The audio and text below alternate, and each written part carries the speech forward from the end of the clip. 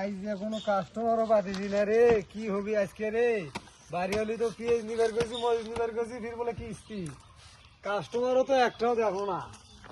ওরে কাস্টমার রে, কি হবি রে? কি হবি চাউলের, কি হবি কিস্তি?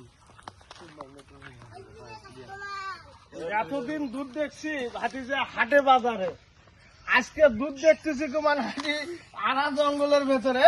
এগুলা কার দুধ রে? এলে আমার। এই তোমার দুধ মানে তুমি দুধ কই ফেলে?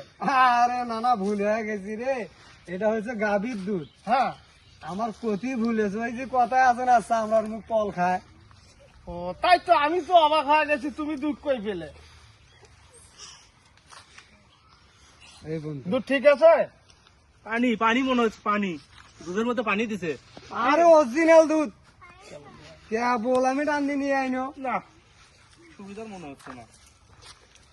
আচ্ছা দেখি আজকে পাক করি খাওয়া দেখি, তারপরে না হলে বেটা ধরবো। ভালো আছে, ভালো আছে, ভালো আছে, খাও। ভালো আছে, কিস্তি তো, কিস্তির জন্য বেচা, বুঝছে না?